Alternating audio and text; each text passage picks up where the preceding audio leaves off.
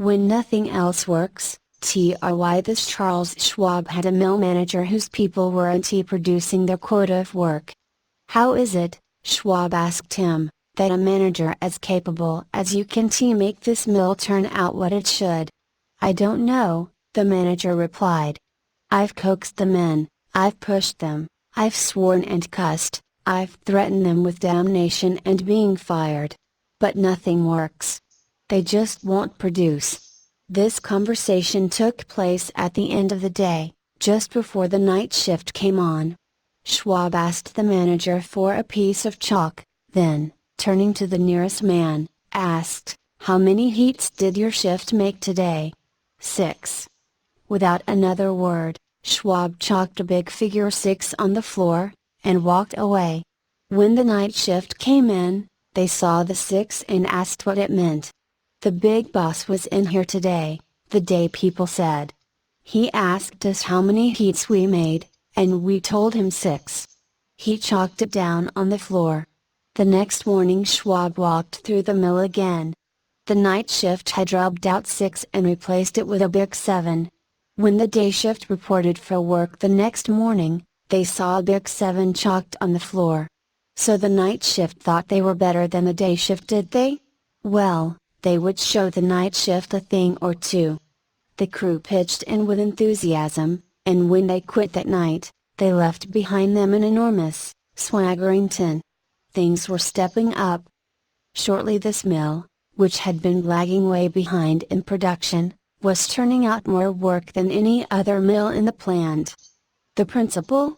Let Charles Schwab say it in his own words, "The way to get things done," say Schwab, "is to stimulate competition. I do not mean in a sordid, money-getting way, but in the desire to excel.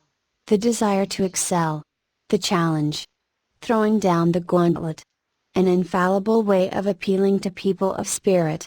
Without a challenge, Theodore Roosevelt would never have been President of the United States. The Rough Rider, just back from Cuba, was picked for governor of New York State. The opposition discovered he was no longer a legal resident of the state, and Roosevelt, frightened, wished to withdraw. Then Thomas Collier Platt, then U.S. Senator from New York, threw down the challenge. Turning suddenly on Theodore Roosevelt, he cried in a ringing voice, "Is the hero of San Juan Hill a coward?" Roosevelt stayed in the fight, and the rest is history. A challenge not only changed his life, it had a real effect upon the future of his nation. All men have fears, but the brave put down their fears and go forward, sometimes to death, but always to victory was the motto of the King's Guard in ancient Greece. What greater challenge can be offered than the opportunity to overcome those fears? When Al Smith was governor of New York, he was up against it. Sing Sing, at the time the most notorious penitentiary west of Devil's Island, was without a warden. Scandals had been sweeping through the pristine walls, scandals and ugly rumors. Smith needed a strong man to rule Sing Sing, an iron man. But who? He sent for Louis E. Laws of New Hampton. "How about going up to take charge of Sing Sing?" he said jovially when Laws stood before him. "They need a man up there with experience." Laws was flabbergasted. He knew the dangers of Sing Sing. It was a political appointment, subject to the vagaries of political whims. Wardens had come and gone, one had lasted only 3 weeks. He had a career to consider. Was it worth the risk? Then Smith, who saw his hesitation, leaned back in his chair and smiled. "Young fellow," he said, "I don't blame you for being scared. It's a tough spot. It'll take a big person to go up there and stay." So Smith was throwing down a challenge, was he? Laws liked the idea of attempting a job that called for someone big. So he went. And he stayed. He stayed, to become the most famous warden of his time. His book 20,000 Years in Sing Sing sold into the hundreds of thousands of copies.